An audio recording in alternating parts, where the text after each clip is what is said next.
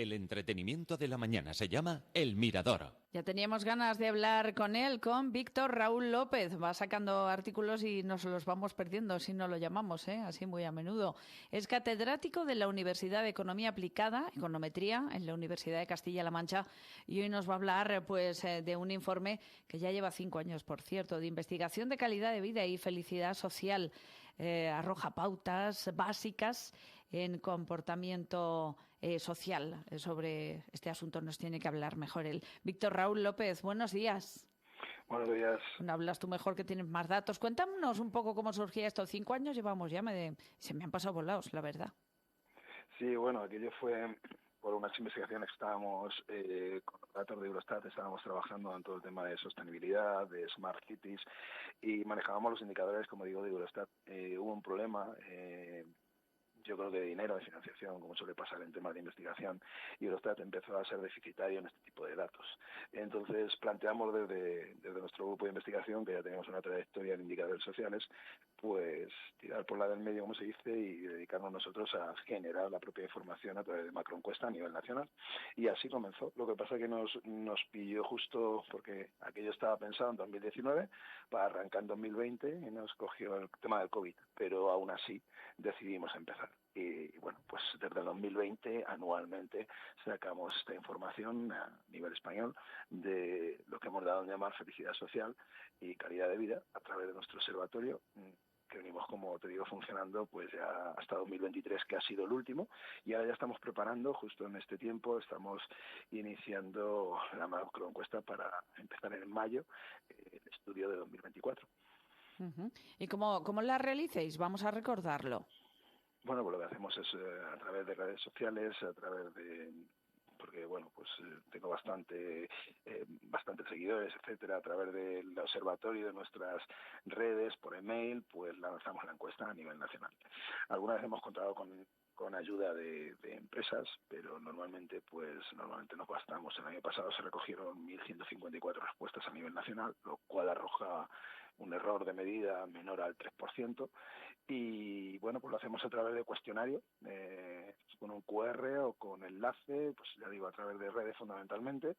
Te metes ahí y en poco más de 5 minutos, pues normalmente son la mayoría de las preguntas en escala 1-10, que tú tienes que dar tu valoración de acuerdo a lo que te preguntamos, una batería de preguntas en torno a 22 que analizan las dimensiones sería tu lugar de residencia, el lugar cercano, que sería la situación familiar y vecinos, amistades, y finalmente la situación laboral.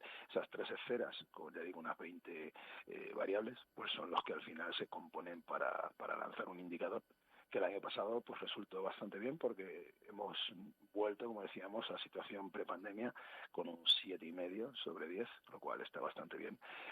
Subimos, porque veníamos del 2022, recuerda que ahí pues nos enfrentamos sobre todo al diferencial entre nuestros jóvenes, que se nos perdieron un poco por el tema de la pospandemia en cuanto a razones fundamentalmente psicológicas. Y bueno, pues eso se ha recuperado bastante bien en 2023. Seguimos teniendo problemas en situación económica por la crisis de Ucrania y la guerra siguiente, y el problema de precios. Y bueno, pues más o menos, ya digo, en general, la cosa en este 2023 ha estado bastante bien, hemos ido mejor y sobre todo hemos recuperado a nuestros jóvenes. Uh-huh. Desde luego. Bueno, más cositas que arroje este informe. Sí. Cuéntanos algún detallito más. Pues mira, seguro que tiene muchísima información. Sí, la tiene, es pública. Tenemos, simplemente hay que poner Observatorio de Intangibles y Calidad de Vida y llegas a los informes y los puedes consultar. Pero bueno, el año pasado también gustaría contaros que hemos decidido con acierto incluir una nueva pregunta. Tampoco podemos hacer mucho más, porque si no, al final pues creas una encuesta demasiado grande y a la gente pues hay que darle el tiempo justo para contestarla, si no al final desisten y no nos la contestan, claro, ¿no? Y es complicado reunir. Pero bueno, aún así incluimos el tema de las capacidades digitales, que hemos trabajado, como te dije al principio, sobre ese tema, sobre sostenibilidad, Smart Cities, ciudades inteligentes, y decidimos incluir la pregunta pregunta sobre el encuestado, pues que se identificara en sus capacidades digitales de acuerdo pues a las aplicaciones que maneja, a los terminales, etcétera. Y bueno, pues hemos sacado dos conclusiones bastante claras, que es un poco el estudio, el último artículo que hemos publicado. Por un lado, pues que a mayor capacidad digital, claramente, los que dicen tener mayores capacidades digitales también dicen tener, en la mayoría de las variables que hemos dicho, esas 20 variables que te miden la calidad de vida, pues tienen mejores indicadores. Esta es la parte positiva. La parte negativa, bueno, hay dos, yo diría. Por un lado, nuestros mayores, que se quedan como a partir de los 55 años claramente, pues su capacidad digital cae claramente y también caen muchas de esas variables. ¿A qué lleva el estudio, el análisis? Pues a observar que al final lo que estamos generando en esa población es una población vulnerable, que incluso se siente desplazada de lo que sería la sociedad digital. Sí. Esa es una de las malas noticias. Sí. La otra, pues que haciendo el estudio en las ciudades mayores de España, las ciudades de mayores de 100.000 habitantes, y comparando por capacidad digital, pues nos encontramos que curiosamente los que tienen más capacidades digitales, los que son más digitales, digámoslo así, pues también son más individualistas. Entonces estamos yendo a una ciudad, a una ciudad y a una sociedad, quería decir, a una sociedad en donde resulta que son más digitales, pero a la vez más individuales. Se necesitan menos del otro y de las relaciones de interdependencia entre los demás. Entonces ahí es donde está, yo creo, la parte negativa de esta nueva sociedad digital, ¿no?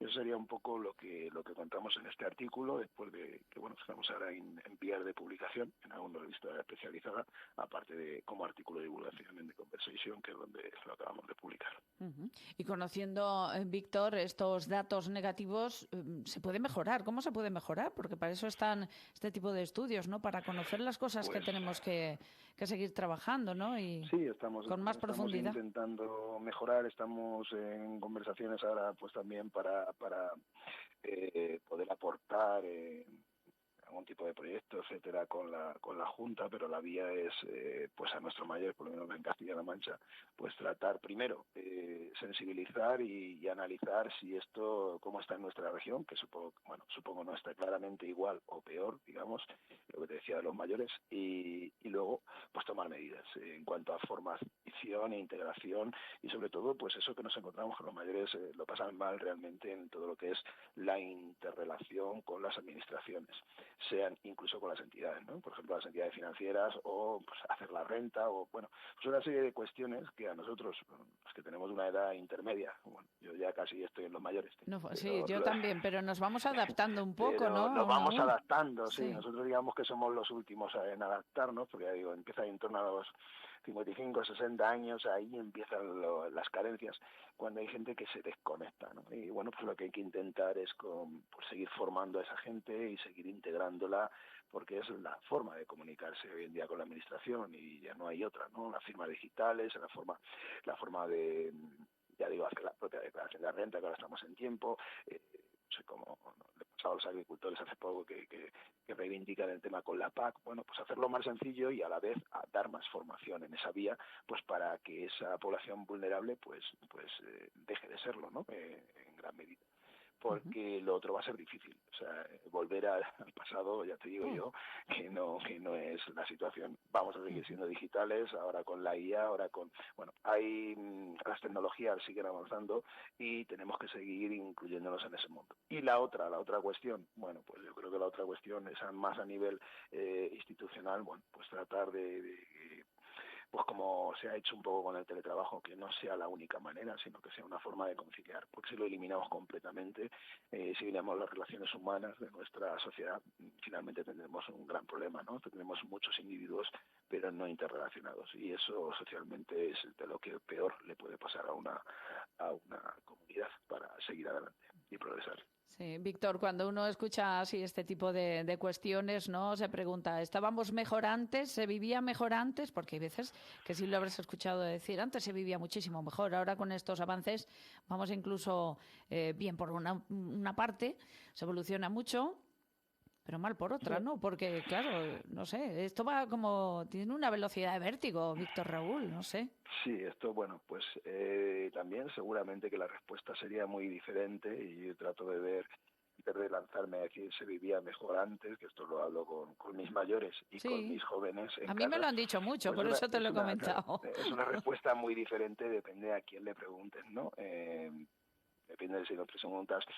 ¿Por qué un mayor dice que se vivía antes mejor? Pues porque es lo que te comentaba antes. Porque no se Él adaptan se siente bien. desplazado. Él se siente desplazado, es vulnerable y está fuera de este tipo de sociedad, ¿no? Y para él es un problema ir al banco y que le digan que a determinada hora no se puede sacar dinero o que hay que consultar a un cajero automático para hacer las cosas, etcétera, etcétera. Ahora, a otro, pues yo no sé si se ve mejor o no, pero te digo que mi tiempo está mejor invertido.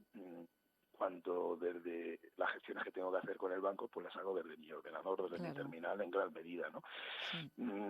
Hay de todo, hay de todo. Realmente la sociedad también, estamos yendo a una sociedad sostenible, o sea, una sociedad que integra la naturaleza y ese mundo y el mundo rural. ¿En qué medida? Bueno, pues en la que cada uno apueste por ello. Es verdad que también las ciudades inteligentes son una respuesta que se está dando de las grandes ciudades, como Albacete puede ser, en nuestro caso de nuestra comunidad autónoma, y de muchas otras, ¿no? En donde se predisponga una ciudad, primero, que esté integrado el entorno natural y segundo, que haya una interrelación fácil con los servicios, esto que se llama ciudad de los 15 minutos, que en unos 15 minutos puedas desplazarte y obtener cualquier servicio público. En esto se está avanzando. Yo creo, en definitiva, creo que en muchas cosas es positivo. ¿Dónde veo lo negativo? Y es donde insisto en esto, pues en que se esté perdiendo las relaciones entre individuos. Eso siempre es malo. Y eso es tremendo, es a donde, sí. porque vamos a una sociedad individualista y eso es lo peor que nos puede pasar. Competencia, individualidad, nacionalismos, ya digo a nivel macro, pues esto nos lleva a una Europa o a una América pues como la del siglo pasado, cuando estábamos en preguerra, ¿no? En donde eso es lo que marca y eso es lo que une. Lo que une son los nacionalismos de cada uno o el ir por su cuenta cada uno, pues ahí es donde está el problema. Por eso te digo que ese es el problema que yo le veo. El resto, creo que en lo demás hemos avanzado mucho y bien. El problema, pues que sigamos avanzando en esta línea de ser individualista y cada uno a la nuestra, y eso al final tiene consecuencias, lo ha tenido históricamente malas para una sociedad. Desde luego. Bueno, pues ahí queda ese informe de investigación de calidad de vida y felicidad social. Víctor Raúl, como siempre, un placer hablar contigo de estos y otros temas aquí en la radio. Sí, pues un placer hablar con vosotros también y bueno, aprovecho para recordar y de esto si quieres podemos hablar en otro momento no muy lejano, que empezamos el 18 ya con el Querote, con nuestros congresos en este pueblecito de La Mancha, que uno está dedicado al tema de despoblación y en donde nuestro Observatorio de Calidad de Vida este año es protagonista. Y bueno, pues ya digo, del 18 al 24 de abril, aprovecho que me dejes este segundito para recordarlo, pues comenzamos con nuestro Querote también. Y en eso estamos ahora. Desde luego, pues seguiremos hablando entonces. Víctor Raúl, un placer, como siempre. Un abrazo. Muchas gracias. Hasta ahora.